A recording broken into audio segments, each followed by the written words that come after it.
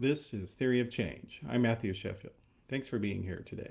We've got a great program here for you today, but before we get started, I wanted to mention that Theory of Change is part of the Flux Media Network. So go to flux.community for more articles and podcasts about the larger trends in politics, media, and technology, and also religion as well. And we are always interested in hearing what you are doing as well. So if you got a project or a website or a podcast, feel free to reach out and let us know what you're doing. Maybe we can work together. We're a new type of platform that is not funded by giant corporations or billionaires or nonprofits or anything like that. No, we're made possible by people like you. So please do let us know what you're doing. And then, of course, you can go to theoryofchange.show to get more of the episodes of this program, complete with video, audio, and transcript. And I appreciate everybody who is a paid subscriber of the show that is making this possible. So I thank you very much for that. Okay, so with that out of the way, let's get into today's program. The cable news industry is in crisis. It is part of a larger crisis, though, in fact, known as cord cutting, which is a phenomenon of people realizing, you know what, I have 500 channels that I've been paying for, and I don't want to watch anything that's on them. And so across the country, across all different demographics, people have decided they don't want to pay for cable or satellite TV. And that has made a crisis in the cable news industry as well, um, where CNN, Fox, and MSNBC have had number of years of declining ratings, even though there have been some blips here and there with the 2020 election or the initial election of Donald Trump in 2016. The long-term trend is lower, and so as a result of that, there is a perpetual need for the executives, the companies that own the major cable news channels, to sort of manage the decline.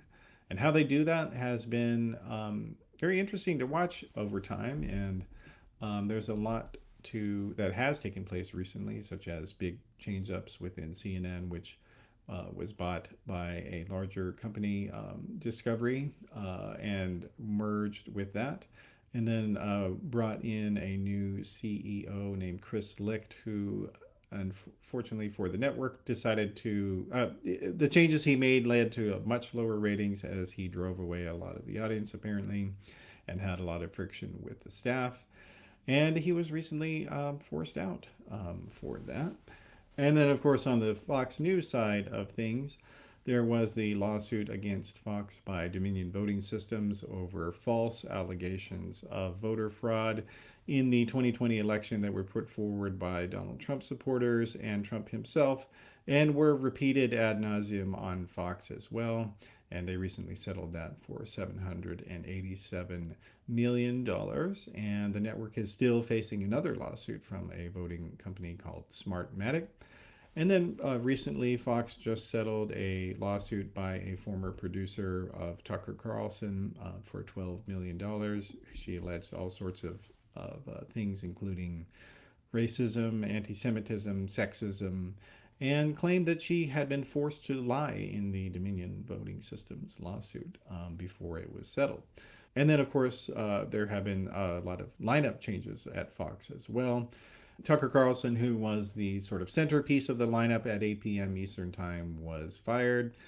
And then a bunch of people were shuffled around at different places. And some people have argued that the firing of Carlson is going to permanently offend the Fox viewership base. And it is true, no doubt, that the ratings at Fox have been lower after all this turmoil.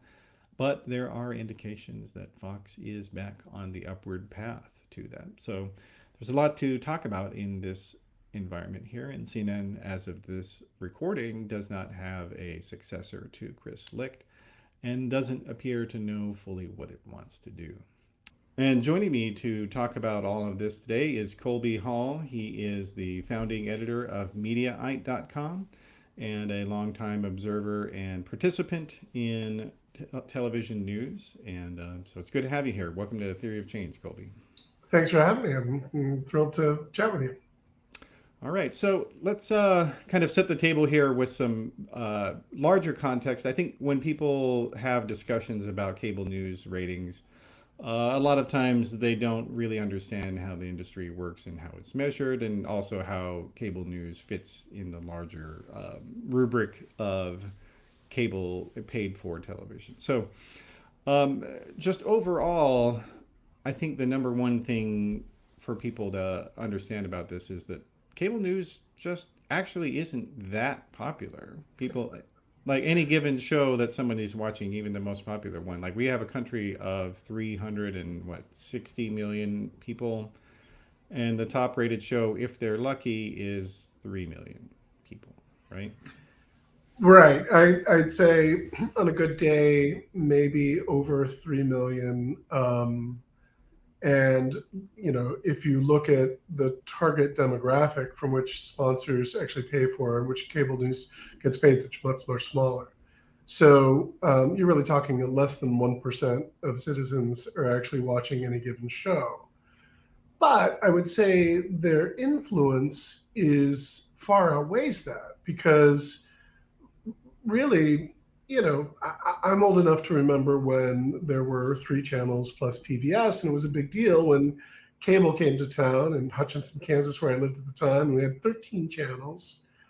And now, there's endless numbers of television channels. But more importantly, there's social media, there's smartphones, there's streaming services. But still, so even though like cable news viewers are declining in size to the degree that I'm not sure I would say it's crisis, but that's not an unfair word to use. Um, you know, they're still making a lot of money off of subscribers from cable set top boxes. About 80% of the revenue comes from subscriber, and only 20% comes from advertising. But it's still the loudest voice in the room, to steal a phrase. Cable news is the most concentrated political media outlet. And so if you are a politician and you want to speak to your constituents, if you're left of center, you most likely go on MSNBC. If you're right of center, you definitely go on Fox News and or Newsmax. And what's happened over the last 10 years or so is it's not just the people that are watching the linear viewing of that cable news, it's that which is excerpted, the aggregation of third party video content, which is then shared by websites like Mediaite, or clipped and put on Twitter, or shared on Reddit, or any number of outlets, right?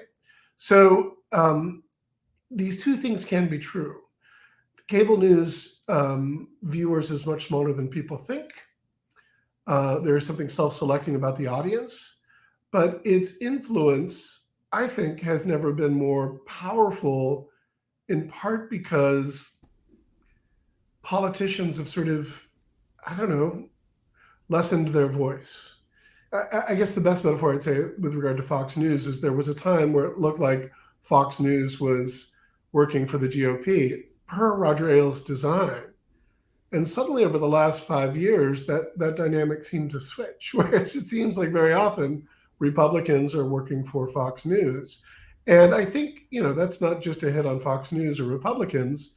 The same dynamic exists on the left, just it's less efficient. It works less effectively. Hmm. So cable news is declining in viewers, but at the same time, its current in influence on the national dialogue, I would argue, has never been stronger. I think a lot of these talking heads, the Tucker Carlsons and the Sean Hannitys, those people have sort of filled a vacuum created by political figures who are more into getting deals done and promoting their brand than they are in actual leadership or policy. So it's a Okay. very complicated idea summed up Yeah. as pithily as possible. Yeah. Well, and I guess maybe the analogy I would use for this is sort of like, in the before television times, and before radio, it was a huge thing in the American South to do what they called a tent revival. Right. And like, so basically, cable news is sort of the tent revival of the political scene, so that not very many people, can be fitting into these tents or are watching whatever whoever's showing up to speak in that given moment. But on the other hand, they're part of a larger culture that are they're sort of like the main event in at any given moment, It's you a could perfect say. metaphor because a lot of times, there people are preaching to the gospel, right? So the viewers of cable news, opinion driven cable news, primetime Fox and MSNBC, they're going there, they're tuning in to have their pre-existing beliefs reaffirmed, right? So, and the talking heads are literally preaching to the choir. And it's not just that what the broadcast programs are, the impact isn't limited to just what's being said at that moment. There, people that view it then cite this stuff and literally spread the gospel. So your revivalist tent metaphor is, I think, it's perfect. So kudos. Hmm. Well done. Oh, thanks. Yeah. So, and we talked about it a little bit just briefly for a second there about the industry itself, cable, paid for television subscriptions. That actually is in a crisis, the larger cable industry, and Right.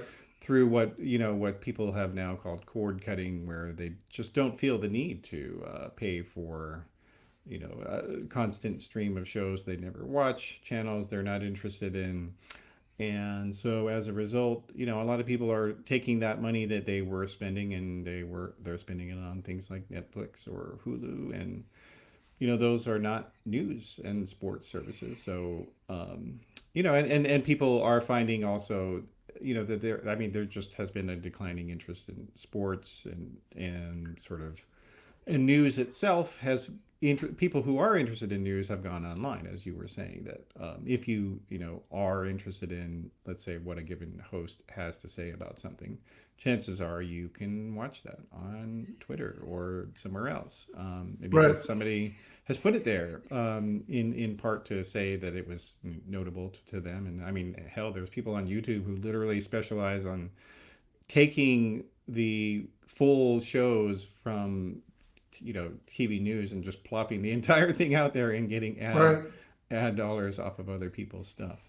So it is, yeah. It's, I mean, it's been kind of a bifurcation that the low interest viewers in news have kind of drifted away entirely, and then high interest viewers have been like, well, this is, I already knew about this stuff yesterday, or Yeah, and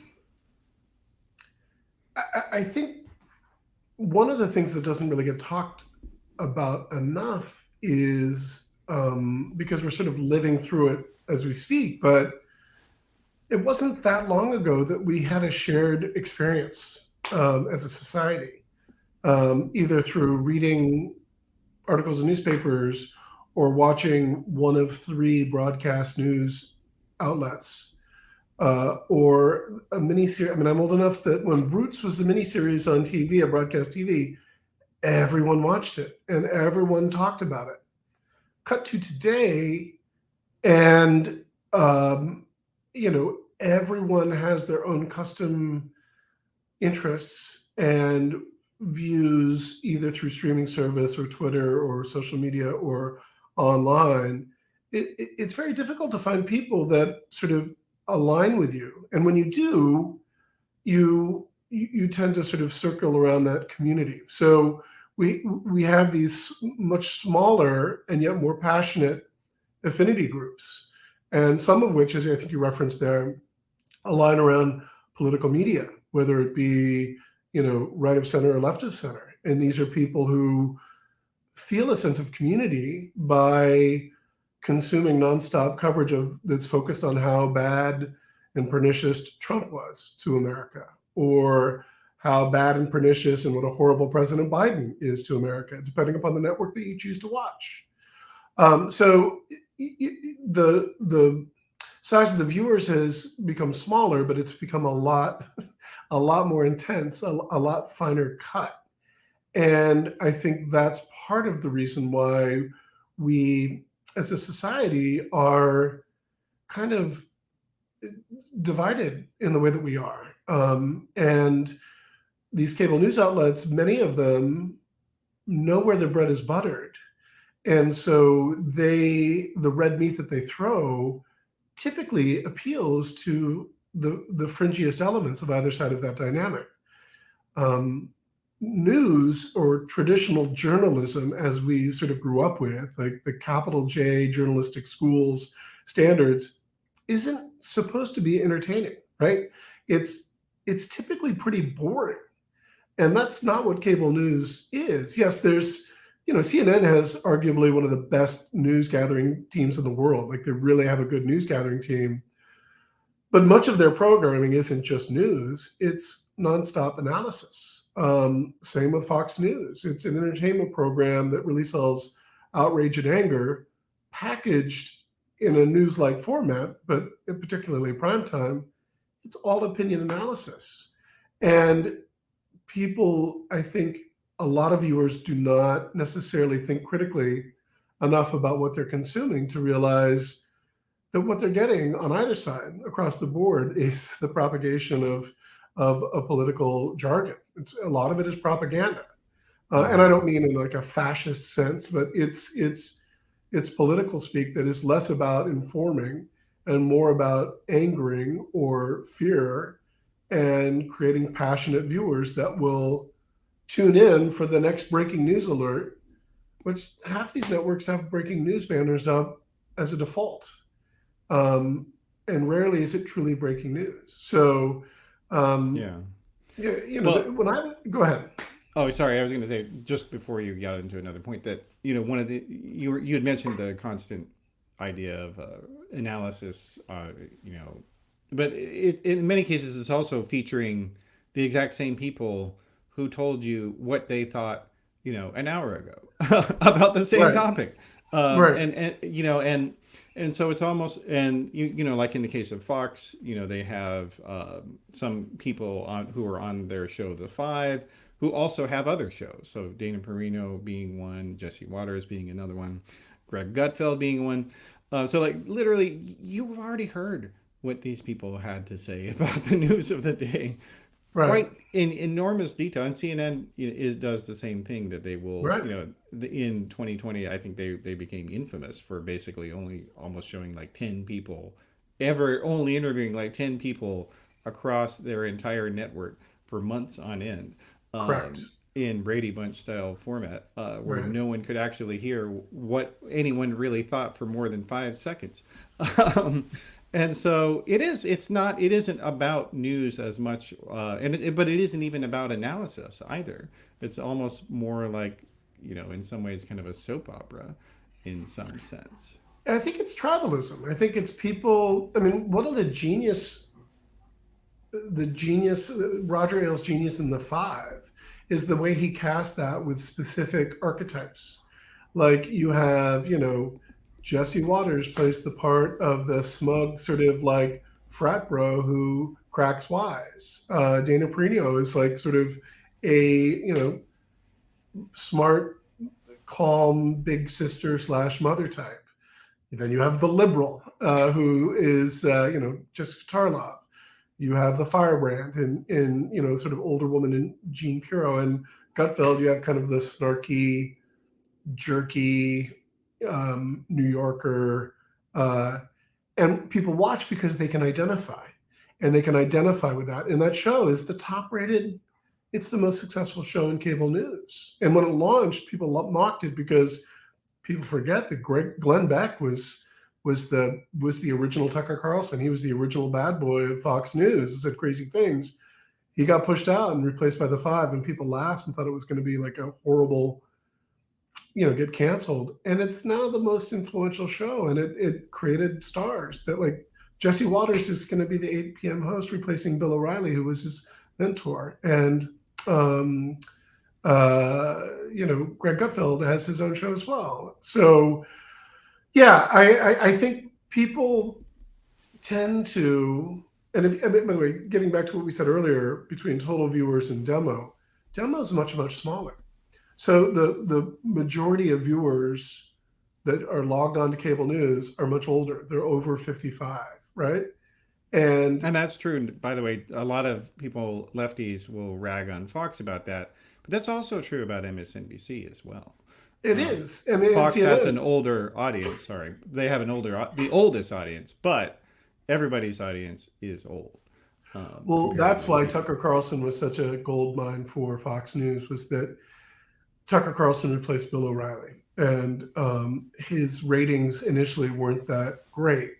And that was at the time when Alex Jones and Infowars was getting a lot of attention, and a lot of negative attention, and deservedly so. He was saying like over the top, crazy, kind of like outlandish conspiratorial things that were really offensive. And good journalism. Oliver Darcy at CNN basically ruined his career by getting him deplatformed because he was saying crazy stuff that, like, Yeah, actually there telling was people what this guy was saying, right, because like people weren't, regular viewers or advertisers or network executives. They had no idea what this guy was talking about. They were right. just like, he's a nut job. I don't care. I don't listen to him. He's irrelevant. So, Um, but what Tucker Carlson did is when his ratings weren't so great when he initially replaced O'Reilly, he clearly, my reporting tells me that he decided to turn harder right and go more conspiratorial and sort of chase the what was the Alex Jones viewership, and his ratings went way up, and he you know got a ton of attention, and the viewers that he had, the incremental viewers, were all much younger. And they really monetized the demo viewers. And so not only were more people viewing his show, but the number of in demo viewers went way up. And so then that really was sort of like, the golden carrot that Tucker was able to see. He was like, oh, so the more the most inflammatory stuff that I say, the more people talk about, and the more people need to tune in. So he's no dummy. Tucker Carlson is sort of a genius with his sophistry, because if you look at his essays, he sort of appeals to a highbrow side, that where he's kind of speaking in a very arch tone, where he's not being literal, but it also appeals to a very sort of like deep sense anger to those who may not necessarily see that ironic detachment in what he's saying. And so as a result, he would look at sort of the rundown of what people were talking about, and it was almost as if he was saying to himself, like, what is the thing that is the most forbidden thing for me to talk about? It. Let's talk about that. Let's do that. And I took the bait myself. When I was, top editing media, he said crazy stuff, and after a while, like, it's a sort of weird dynamic where are you promoting and amplifying his stuff by calling him out? And then I think he just got too big and was unmanageable by Fox News, and eventually they decided that no one is bigger than the brand, and there was other stuff that is still yet to come out, I think, but they thought it yeah. was better for everyone if they parted ways. Yeah, well, and I guess that's a pretty good segue there you did into the more specific parts that I wanted to discuss here today. So we're gonna be kind of focusing on Fox and CNN primarily, in terms of some of their recent changes, because both of these networks have an audience that's in flux, and then also a leadership that kind of doesn't know fully what it wants, and they're trying to position themselves amid some really new competition that they don't understand, and executives who have mandates that are also very different, in some regards, than in the past. So yeah, let's since you mentioned Carlson.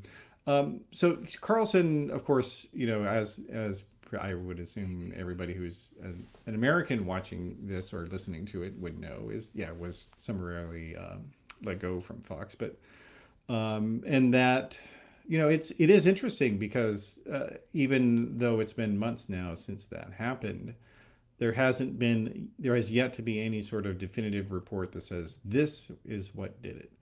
And what that suggests is that, in fact, there were multiple reasons that he was let go. And one of them, I think, very clearly was this lawsuit that was launched against him by a former producer of his for creating a hostile work environment. She said they engaged in all types of sexist and racist and anti-Semitic behavior behind the scenes. That certainly was a huge part of it, no doubt. But as you were saying, it isn't only that. Um, and then yeah, so I guess let's go from there, and we'll talk a little bit more about Tucker after that. Well, I think for the most part, people understood that Tucker Carlson had become such a cash cow that he was sort of able to do and say whatever he did with impunity at Fox News, in that he really, I think, saw himself as only really reporting to Lachlan and Rupert Murdoch, which I think made for a very tough dynamic. My colleague at Media, Aidan McLaughlin, wrote a story that was deeply reported about how Tucker Carlson was the rogue individual there. And, in the middle of their existential lawsuit against defamation lawsuit against Dominion Voting Systems, Tucker put out this, a series of stuff that was, provably false about January 6th. And so they're on trial. The network's on trial about defamation against, libelous claims. And, there was clearly a direction across the network to effectively chill on that sort of programming. And Tucker totally flouted that and kind of went harder. And I'm sure that that did not endear him to executives across the board at Fox News. He wasn't making their lives any easier. In fact, he was willfully making them more difficult. And that was because he was sort of acting like the teacher's pet or spoiled brat who only cared about the affection that he had from the Murdoch family, to the degree that became an untenable situation, right? And all the details of him using the C word against executives and the Abby Grossberg lawsuit, which was just settled for $12 million. I think all of that was sort of not an excuse. It was evidence, but it was the reasons that were given to cover the full panoply of his transgressions against the networks. At the end of the day, any creative corporation, whether it be Marvel Comics or CNN or anything, is going to be a little bit like a junior high, middle school cafeteria table. There's knives out and there's backstabbing. That's just the way. There's alliances. And at some point, Tucker, just refused any sort of facade of being a team player and was only going for himself. And at the end of the day, I think Fox News and Rupert Murdoch were ultimately like, bro, you can't, this isn't Tucker Carlson, this is Fox News. And yes, this will be controversial. And yes, this will hit us, but we'll endure and we'll get it back. And time again, that's proven to be true. When Glenn Beck was dismissed, everyone's like, well, this is the end of Fox News. It was not. When Bill O'Reilly was dismissed, again, after Trump lost the election in 2020 and Trump viewers went in droves to Newsmax and just turned off the cable news, they were in third place. Guess what? They came back stronger than ever, in part because they were playing ball with this sort of false idea that the election had been stolen. They never really came out and quietly asserted, like, the former president is falsely claiming the election was stolen. It was not. They never really said that. They sort of really played footsie around that idea. That's kind of how they got their viewers back. Yeah. But so then Tucker, I think Yeah. he flew too close to the sun. Yeah. Well, and you make a good point there with the Beck and O'Reilly comparisons, because, I mean, both of them over the years of their time at Fox engaged in all kinds of, controversial and, actions the actions which caused very serious problems monetarily in the case of O'Reilly, where they were paying out millions of dollars multiple times to women that he had sexually harassed. And in the case of Beck, he was just saying completely crazy things about, Barack Obama as a Marxist and, A racist against white people. He said that that's it. Barack Obama hates white people, which is Yeah. shocking. Yeah. That Especially odd considering that his mother was white right, and that he was correct. raised by his white Well, grandparents. the truth rarely Uh, matters. You know, the truth really matters in this sort of like anger, outrage driven. mhm. Uh, and by the way, it's not solely Fox News. I mean, there's a lot of you know MSNBC people that like know that they keep shoveling coal and that Trump is evil.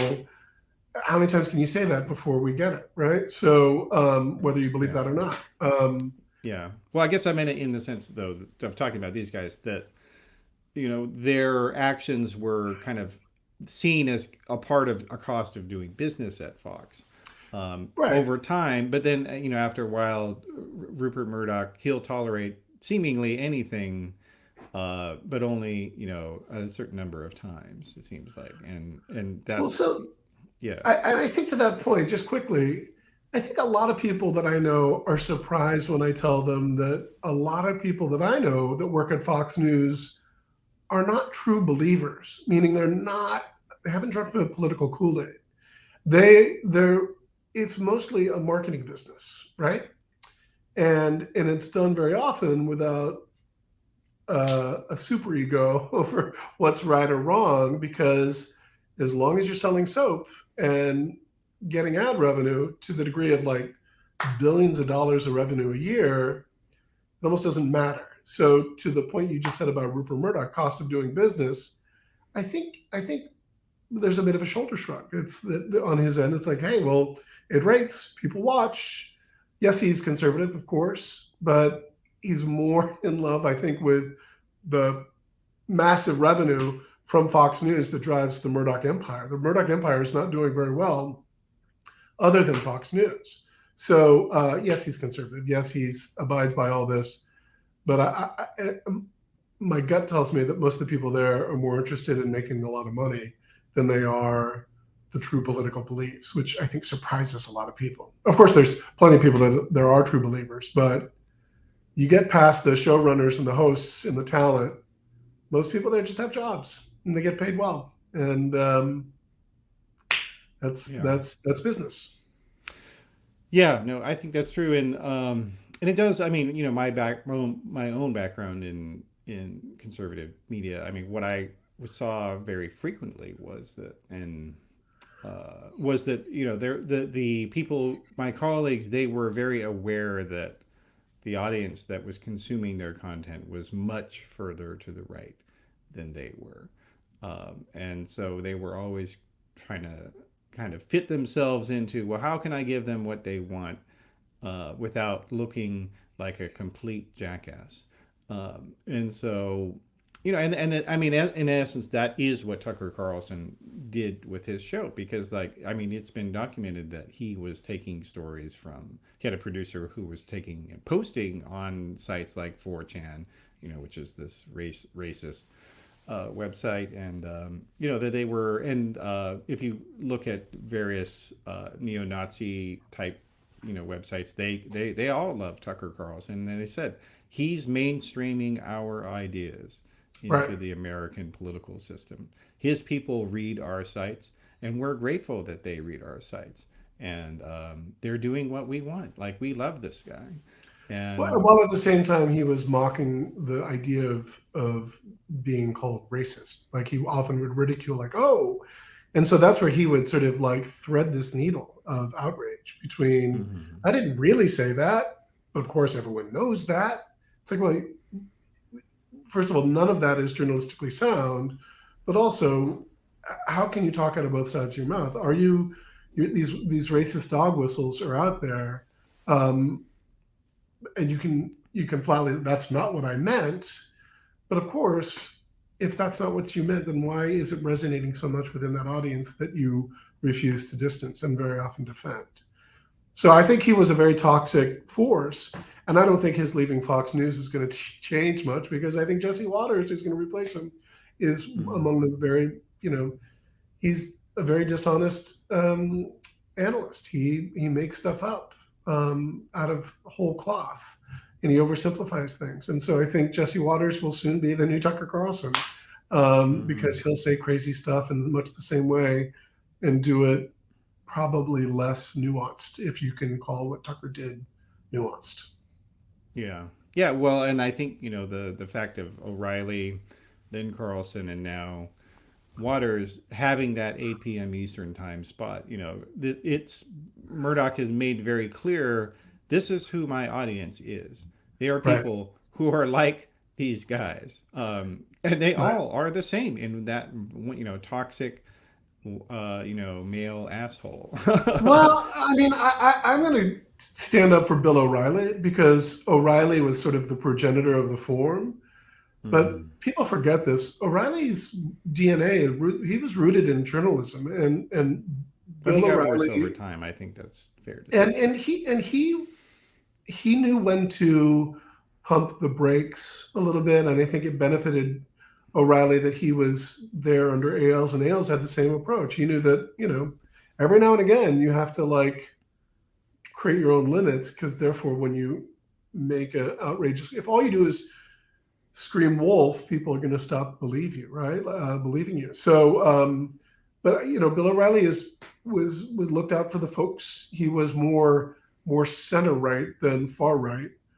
Tucker Carlson and Jesse Waters are more far right, more palatable to making America great again.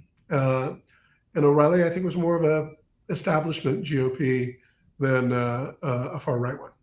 Hmm. Yeah, I think that's fair. I guess I meant more in the personal sense rather than the political. Well, they're Um, they're white guys who come from a frat boy archetype, and I myself have the same archetypes. I'm not but that's definitely what Fox News is putting out there. They're not going to put a woman of color or a man of color at that 8 p.m. or at least they haven't. So other than interim moments. or So a woman of white woman has never been there either, well, Laura except Ingram's as a gone from sub. 10 to 7. Yeah, that's true. Yeah. That's true. And I'm not suggesting that they're flatly racist. I just think that they're serving their viewers. Getting back Or to they what you know said who the earlier, viewers are. Yeah.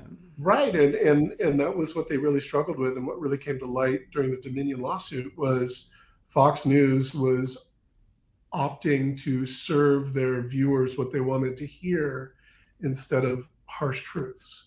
Harsh truths being that Trump lost the election, and instead they sort of played pussyfoot with they played around with this idea. Well, maybe there was election. Is it wrong to investigate election fraud? Like, no, but if you keep saying you're investigating it over and over and over again, it suggests that it really existed when there wasn't near enough evidence to show other than isolated examples. So, yeah, that's not what a journalistic outlet does. CNN is a much better journalistic outlet, but you could argue that they're guilty of similar things to a much lesser degree.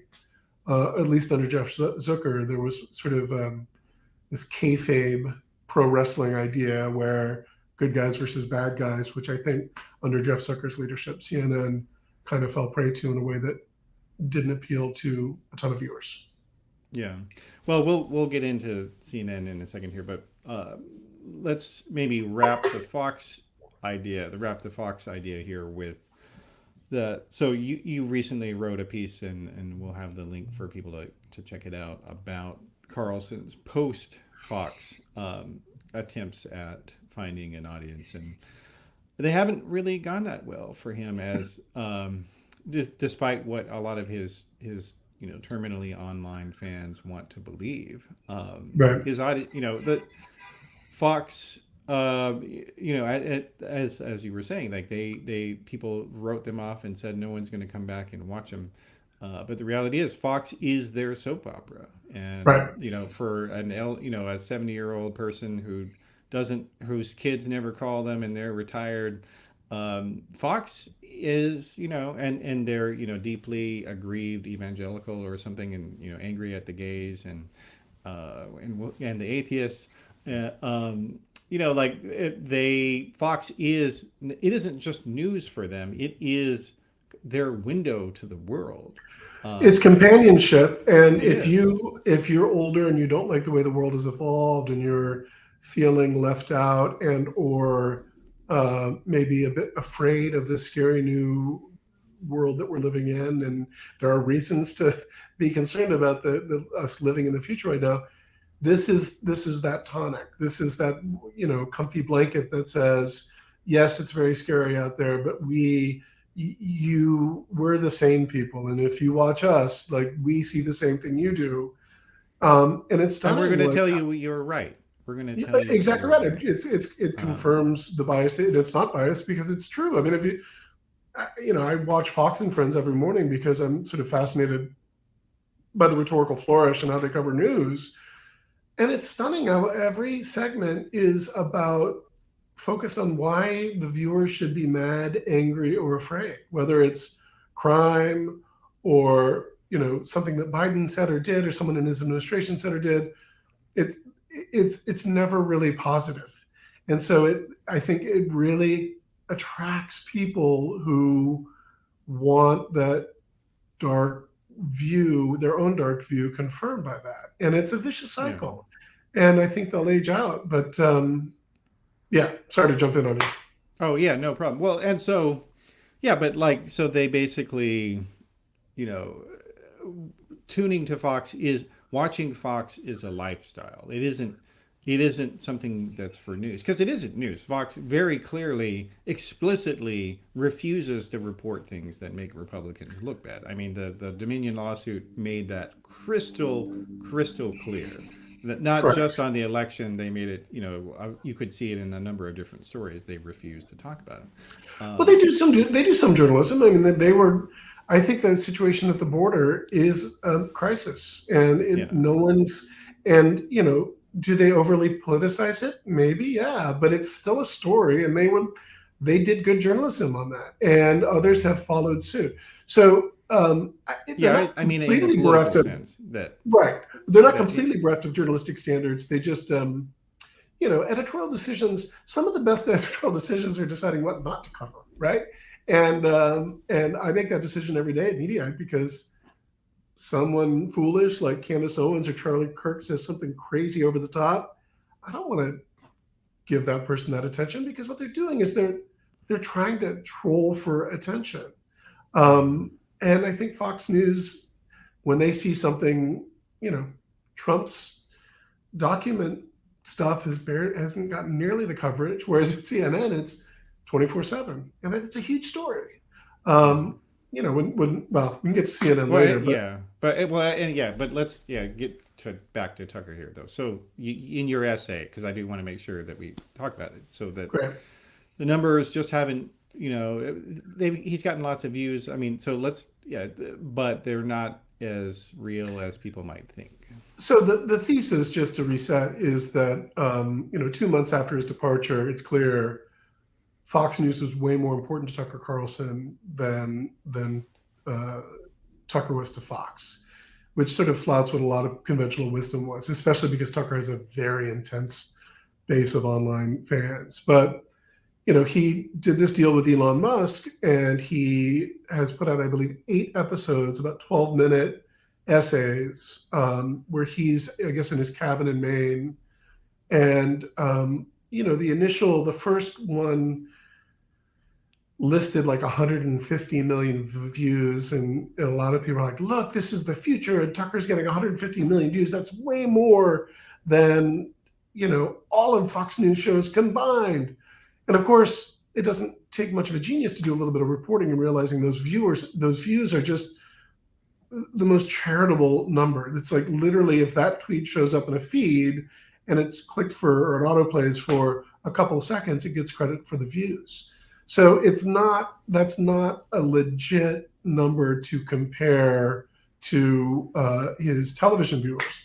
Um, and by the way, I think his 8th episode is only like 10 million of those views. So that's 5% less or so than it was his first one. But the larger point that I made, I think, which resonates more, is that Carlson doesn't affect the dialogue now that he's not on Fox News. The people that watch, even if it's a lot of people watch his videos, it's people that really are just huge Tucker fans who will agree with him no matter what he says. And the New York Times, Washington Post, CNN, Mediaite, we don't cover it in the way because he's not on Fox News. And there's a viable business model, and he's already worth millions and millions of dollars and doesn't need a ton of money. He'll be successful, and he's starting a media company apparently. But monetary success will be easy for him. But being an influential commentator that drives a narrative and drives a conversation, I think is more important to him, and it's not clear that he's got a path to regain that. Maybe he will. I think the jury's out, but so far, 6 months from now, Jesse Waters will be getting all the flack that Tucker Carlson relished 6 months ago. That seems like a pretty easy projection to make. And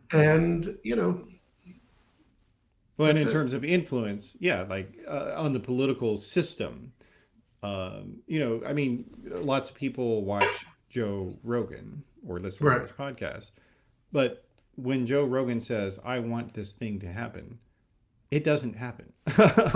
Right. Like, if I want a bill about X, Y, or Z, or you should vote for politician Y, it doesn't happen. And because he's just a guy talking on the internet. Well, so that's Joe all Rogan, he is. right? Well, and what makes kind of Joe Rogan interesting, and I don't think he's nearly as bad as others think he is. I mean, he's just a guy talking crap who's an outsider. And is he irresponsible? Very often, but he sometimes asks good questions, and he's intellectually curious in some way that I think deserves a level of credit. The irony about Tucker Carlson is that he loved to rail against like DC lifers and DC insiders, and talk about how bad they were for America and they were not looking out for regular Americans. He was precisely what he was rallying against. Like he was his sons work in congressional offices. Like he comes from that very world which he used to rail against. And that was this weird kind of like, do as they say, got 4 names, for God's sake. Right. He's an heir. And, I don't want to criticize him. Like he didn't choose the life that he was born into. His father was a massive, player in I believe the radio industry. And he went to St. George's prep school, and he had every. His stepmother was Swanson's frozen heiress. Yeah, right, exactly right. So he grew up with the silver spoon in his mouth, and did all the things that he says are now terrible. Well, but he also has some populist ideas where he thinks that like the corporate America is screwing out the little guy, which totally resonates, and it's kind of delightful. But he packages this in this other framing where, remember, he wrote a thing, he did an essay about Don Lemon when he was on CNN, who had written a book about civil rights, and Tucker made the argument that because Don Lemon lives in Sag Harbor, which is this lovely fishing village sort of in the Hamptons, that sort of because he lived in a wealthy area that was mostly white, that precluded Don from being a voice of what it was like growing up as a black man in America. And he used all sorts of dog whistles that were just flatly racist. And so Tucker did a lot of divisive and bad and very ugly things that I think was toxic and polluted the dialogue. And I think I don't think the world's going to suddenly heal with him off the air, but I do think the world's a better place without him spewing such toxic stuff regularly on Fox News. Oh yeah, I think that's definitely true. Yeah, all right. Well, so I think we've kind of hit all the bases on the Fox side of things, I think. Yep. So let's maybe turn to the CNN question here. So CNN has kind of been in an identity crisis for 20 years. Would you say that's fair? And yes, keep, hiring different presidents to do one thing or another, and it just doesn't quite work.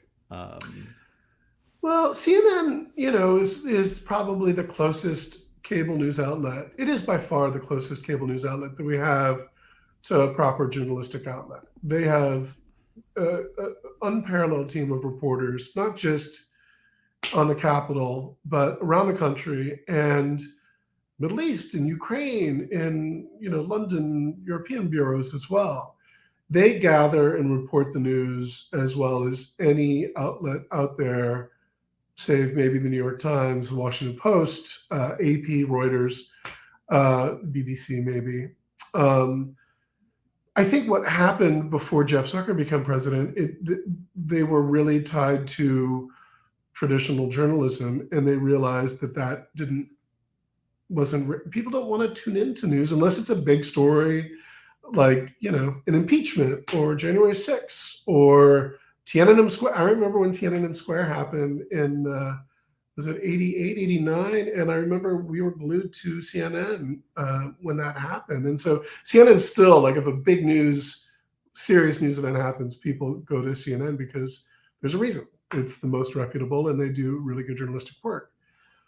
But as the appetite for political analysis shifted, Jeff Zucker came in and made it more about takes and punditry. And when Trump came to the political game in a serious way, CNN kind of got all in on that. And in an outraged sort of, they were a little, I think, overdid a little bit, to the degree that before he was elected, he'd hold a rally and there would be just a camera shot of an empty podium waiting for Trump to speak, which is not news, and that's promotion. I think Jeff Zucker is one of the smartest guys I've ever met, and I think his intentions were pure, and he probably would admit that he sort of overplayed that in hindsight. But it did work for him.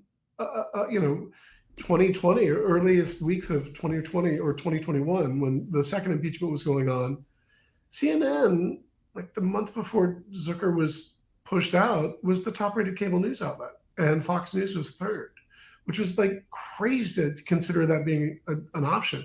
It was a perfect storm for CNN to benefit from. There was the election, there was Trump's claims of the false election, there was the first impeachment was still sort of processing, and then of course there was January 6th.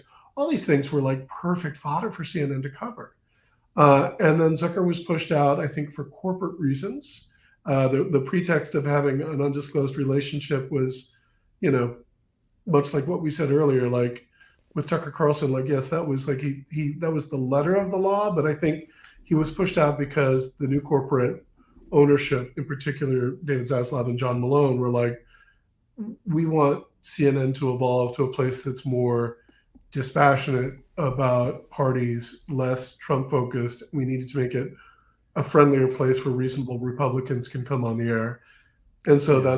that's what Well, Chris Licht was charged to do, and yeah. Well, sorry, didn't go and very let me well. just interject to say that David Zaslav is so he's not doesn't technically have a title, if I remember right, with CNN, but No, from he's the the parent CEO of company. yeah Yeah, of Warner uh, Brothers Discovery. Yeah, he's yeah, the CEO but of he it. also is a major Trump donor and Republican donor, and so yeah, and so it is this weird dynamic that he did sort of interpose because in the on the one hand, I actually am kind of sympathetic that I did think that CNN was obsessed with Trump Right, under Zucker. And made everything about Trump, whether it was not really related to him necessarily at all. right. And all the shows, every single block almost was about Trump. And I think people and the ratings, generally speaking, on a day-to-day basis, kind of were showing that people were not as interested in hearing about him all the time. Right. Um,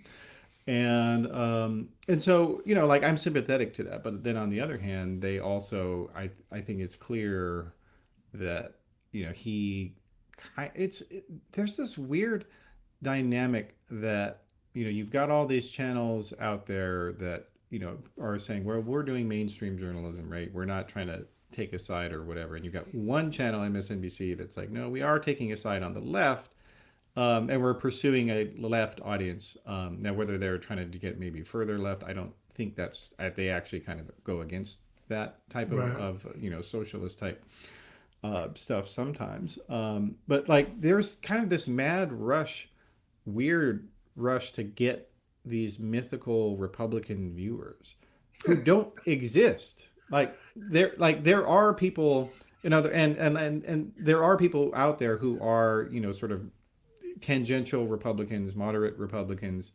They don't watch the news though. They're Well, like like they're it's your person who's working 60 hours a week at a law firm or something. They don't have so I time for just TV. a good friend of mine from college was in New York out of the blue, and I met him for a drink. We ended up having dinner. He is what you just described. He works 60 hours at a law firm, and he lives in suburban Kansas City. Yeah. And we talked a little bit about politics, and he just sort of said, honestly, I can't do it anymore. I feel like it doesn't matter, and it's just this game, and I just kind of checked out. And that's not just a moderate Republican, Rockefeller Republican point of view. I have dear friends here in Brooklyn, in Brownstone, Brooklyn, who are, active Democratic donors and pretty progressive, and they're probably center left. They have the same exact take. And they're like, it's so exhausting and I can't.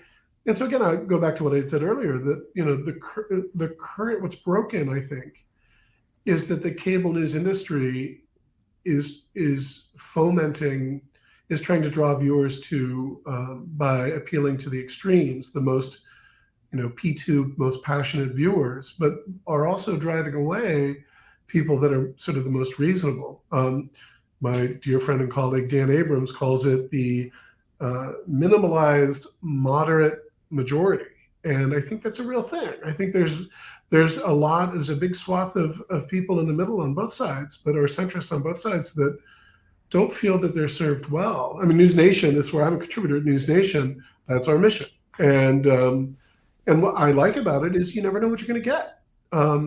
Back to CNN, when early in the Trump administration, it was actually really good because they would have Republican officials that now you only really see on Fox News, but you'd have Lindsey Graham or John Kennedy or even Ted Cruz would be on CNN and being interviewed by really top tier interviewers like Chris Cuomo or Alison Camerata or John Berman. And it was a really thoughtful, meaningful discussion that made everything better. And then Trump went off on CNN and said it was fake news. And all of those reasonable Republicans who love to be on TV and get their message out and raise donations, they stopped going on CNN. And I wrote a column when Chris Licht replaced Jeff Zucker to say, like, the first most important thing he can do is get reasonable Republicans back on the air, because I think we miss a meaningful dialogue between two sides. Because right now, as we had said earlier in the podcast, in this interview, that rarely do you get a thoughtful conversation between two different points of view. And Fox News does that on occasion. They've done it less. MSNBC almost never has anyone from the right on their network, Well, that's which I also think is a because shame. they won't go on it. Well, it's Uh, again, correct. I wish they would. I think Ari Melber has had some success with some mhm. people on, and he gives a good, fair interview. But yeah, so Well, it and just there's a reason, yeah. Like when they show up on his show, he actually makes them answer the questions, well, and they don't and want he that. well, but and he who did he have on that I thought the interview was just a tour de force where I can't recall who it was, but I remember recently watching it and it was Mhm, like it was Peter Navarro. And it was mhm, just a fascinating conversation. I'm not a Peter Navarro fan. mhm. But Ari Melber like cross-examined him in a way that I thought served everyone very well. Another example, Gavin Newsom, governor of California, was on with Sean Hannity, and it was the most fascinating interview that I'd seen on cable news in years. And it was mutually respectful, it was thoughtful. Both Hannity and Newsom came out of that looking better, which was like a miracle in today's landscape. So Yeah. back to CNN, I think Chris Licht was trying to reclaim some of that magic. I don't think the CNN staff bought what he was selling them, Yeah. and it did not end well. Yeah, I mean, there was resistance to it, but I mean, a lot of it is rooted in the fact that, people who might have in the past been more willing to criticize, let's say, the Republican leader when it was George W. Bush or something. Under Trump, if you do that, you're canceled Right, as a Republican. Your career is over. He will personally come and endorse and campaign against you. You're dead. And and so like that's and it and I will say the best example of what I'm talking about here is that the any Republican, almost every Republican who has an active influence in the party, none of them will say the 2020 election was obviously not stolen. right, There was no evidence of criminality by anyone other than a handful of people, right. and this is just nonsense to continue belaboring that. If you say that, your career is over, and so that precludes. But then at the same time, like CNN would sometimes book these people, and they would ask them that question, but then nothing would follow after that, and they would be bogged down on just trying to answer this simple, obvious, stupid question, but never point out, well, why is it that you won't answer that? Like, let's talk about that. They Well, would I never mean, do that either. well, people are afraid. I mean, Trump is like this abusive father who to the Republican Party, and they're afraid of angering him. Trump did his first journalistic interview in like a proper journalistic interview with Bret Baier, Yeah, Fox News, and Bret Baier did an amazing job. And Bret Baier told him, he did lose the election, and and you this have no happened evidence. in Yeah, June of 2023, 3 years after, like 2.5 years after the election actually happened. And that was the first one. I mean, I guess Caitlin Collins said the same thing to his face during that town hall. But it's shocking to me how and Trump had been on with Hannity a number of times. He'd been on with Tucker Carlson. He'd done countless interviews on Newsmax. All of them just sort of pretended that his baseless claim of a stolen election was crazy. And it was like an emperor's got no clothes thing. Like it was like really like how are we not yelling that the leader of the GOP is still bat guana crazy? Johnny Goldberg said it on Fox 2000, the end of 2021. He said Trump is trying to steal the election by claiming that the election was stolen. And shortly thereafter, Jonah Goldberg was shown the door at Fox News because yeah, Fox News didn't want to tell their viewers the what they truth. didn't want to hear. And Yeah, in this case, it was the truth. And it shows that in that instance, with Fox News was truly a political marketing entity and not a news one. yeah, And I'm sure Fox News executives would say, like, are what we're doing any different from what MSNBC and or CNN do? And I would argue yes and no. Yes, they are different, but also, they're not as effective at it as they are. So Fox News is maybe just better at it, and therefore, yeah. Well, but it's also that when you look at the ecosystem across left and right, there are no outposts of moderate right. They don't no, exist. They don't exist. And whereas, there are plenty of people with lots of money, lots of power on the, center left who, have no problem publicly attacking, Bernie Sanders or, any of these other, progressive caucus members and saying they're nuts or, they're making it easy for the Republicans. Like, there actually is real intra left debate. It's right. pretty vigorous, and there is no intra right debate. Not Well, really, I mean, because you get canceled if you try to do it. the GOP civil war is the slowest burning war ever, and it's something there's been.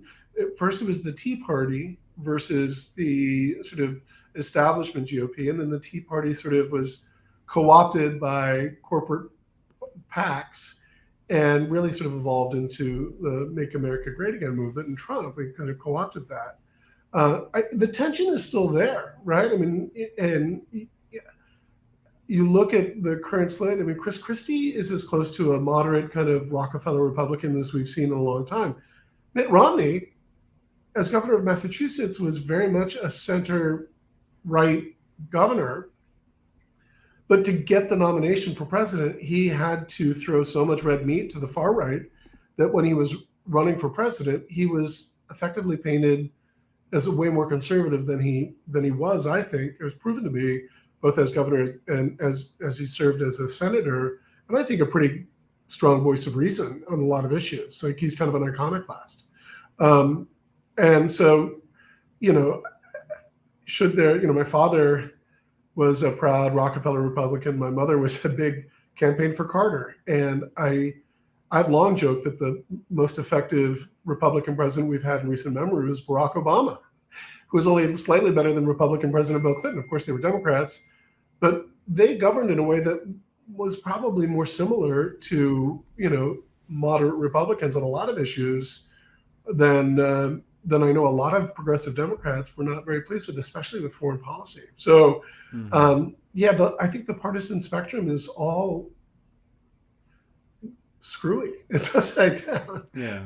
So, I mean, we are basically in this environment where the Democratic Party contains basically the entire political spectrum, and the Republican Party contains, like this sort of reactionary Christian faction that is sort of loosely aligned with kind of nihilistic libertarian types who just hate everything and think nothing's, there's this podcast out there that is now kind of receded into its own little world, the No Agenda podcast, right. or Joe Rogan. Like, these people, they don't believe anything's real. Right. And so that's basically the Republican electorate, is those two groups of people. And nobody, and there still are, percentages of people with moderate Republican viewpoints, but they don't stand up for themselves. Like, Chris Christie is the first person to actually be saying, look, guys, we have a serious problem here. Not just with Trump, but we need to actually be willing to have policies and tell the truth to the public. I think future historians no will be one wants very, us. future historians are going to be very kind to Chris Christie, because he's clearly strapping on a suicide vest and going in to take out Trump, because he's a litigator, and he's going in and he's saying all the things that he's basically claiming the emperor's got no clothes. And the only way Trump can contend with that is to try to avoid him and pretend that he doesn't exist and not engage in a debate. So it'll be very interesting to see how the GOP debates unfold. I think there's a decent chance. I don't know if it's a likely chance, but I think there's a decent chance that the winner of the next election will be neither Trump or Biden. I think Biden is old, and I think Trump is damaged goods for a ton of reasons. And it doesn't. I don't know who it would be, but it could just as easily be Tim Scott with a positive message as it is Gavin Newsom coming out from behind. Who knows? I mean, most likely, I think it'll be Biden Trump, but it's not going to be DeSantis, though, I don't think, because DeSantis is basically, some people before he really started campaigning on the national stage, they were like, oh, this is Trump 2.0, and my response was, no, this is Ted Cruz 1.1. That's exactly right. And when you look at who he hired, that's who he hired, is all these people who ran Ted Cruz's loser campaign that went nowhere and just, was mocked across the political spectrum. And Ron DeSantis thinks those people are smart. Right. So that's right. Yeah, I mean, I think it's early to say, but I don't think DeSantis, I'm going to keep my powder dry, but I do think that concerns that he may not have charisma are founded. And it's one thing to attack reporters, but I think if he's going to try to be a kinder Trump, that's going to fail, and a younger Trump, I should say. And so we'll see. We'll see. Yeah. I think. Yeah. Go ahead. Oh no! It's also his strategy is just completely incoherent as well, because Trump. What they don't understand is that you cannot get to the further right of Trump, because the far right, like literal Nazis, love Trump.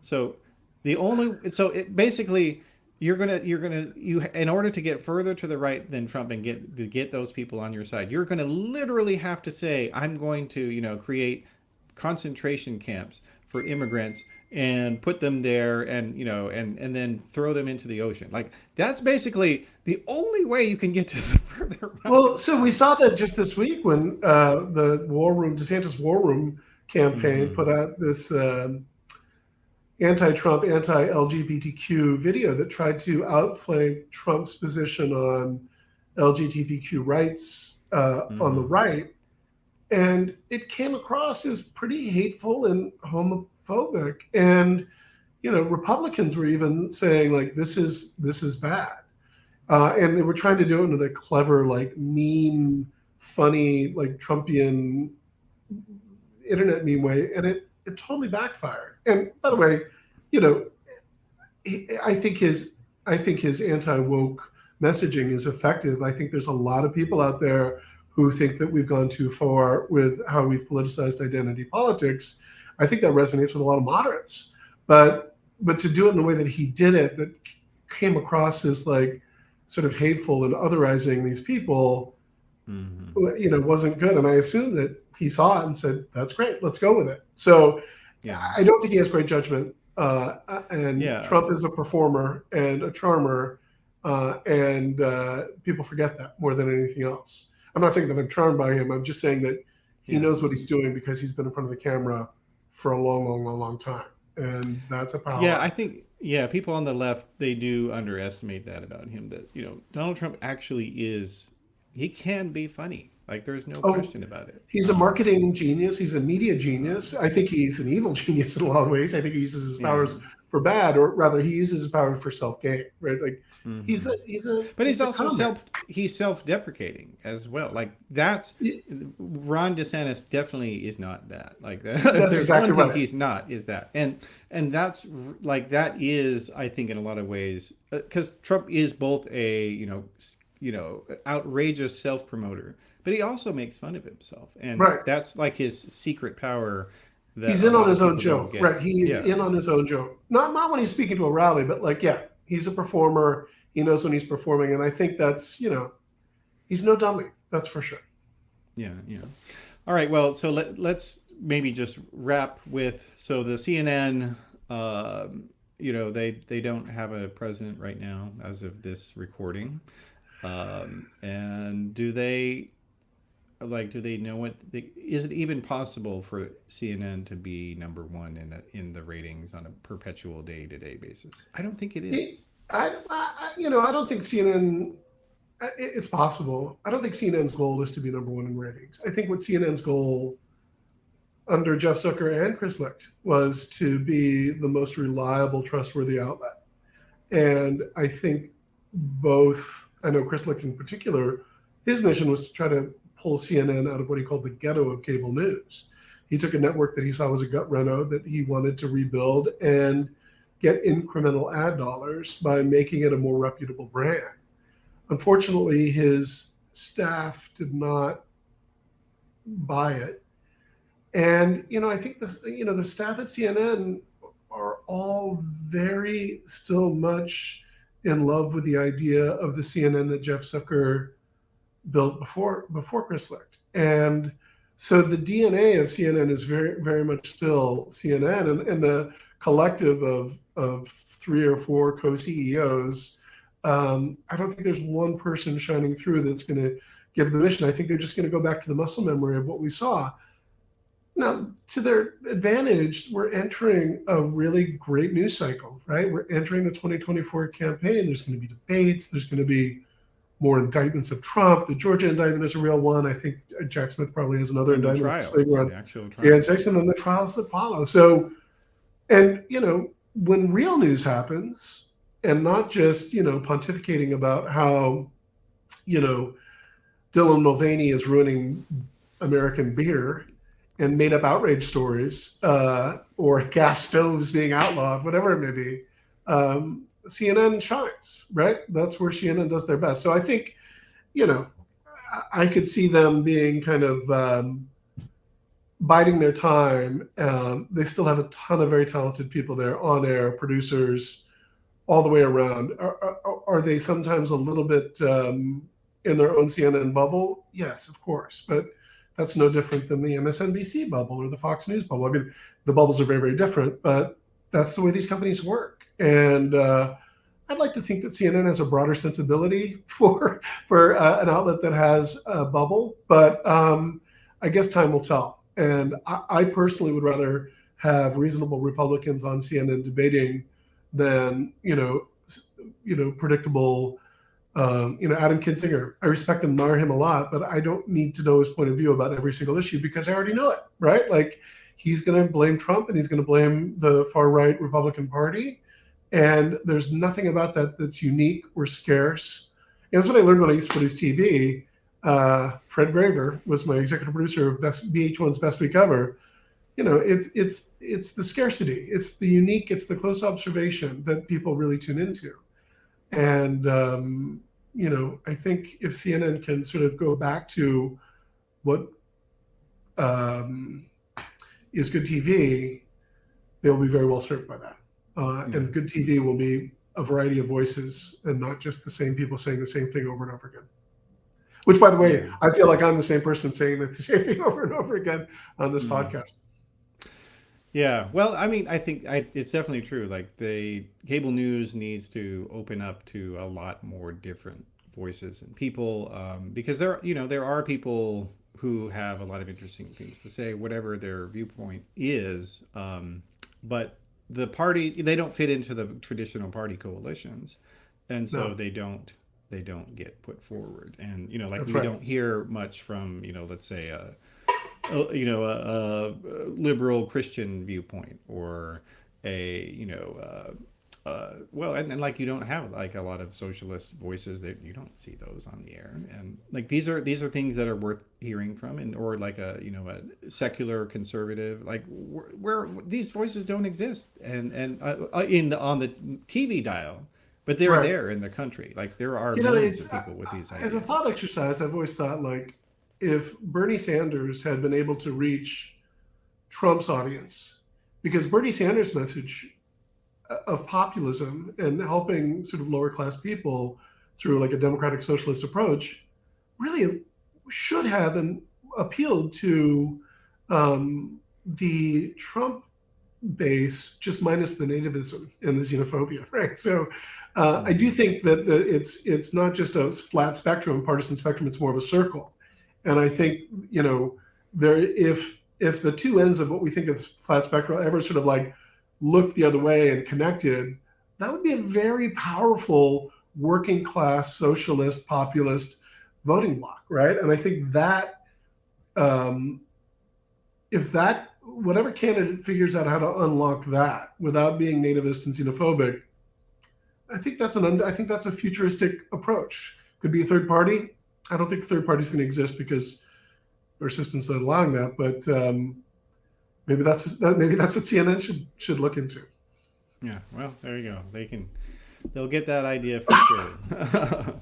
All right. Well, so it's been a good chat here, Colby. We've been talking today with Colby Hall. He is the founding editor of Mediaite, and he's on Twitter at Colby, ColbyHall. So thanks for being here. Matthew, thank you so much for having me. This was really fun. So that is the program for today. I appreciate everybody for joining us. And you can, of course, go to theoryofchange.show to get more episodes. You can get the audio, video, and transcripts of all the episodes there. In order to keep things sustainable, some of the content is available only to paid subscribers. So, and I appreciate everybody who is doing that. Thank you very much for that. And if you are a fan of the show, you can also, I do encourage you to go to the Flux website. That's flux.community. Theory of Change is part of that. And we're going to be doing several other interesting new endeavors in the coming weeks and months. More podcasts and other hopefully interesting things to use. So I encourage everybody to do that. So go to flux.community, and I appreciate everybody who is subscribing to the show and supporting us that way. And if you want to support in a non-financial way, you can go to iTunes or other places and give a nice review or subscribe on YouTube as well if you're watching on there.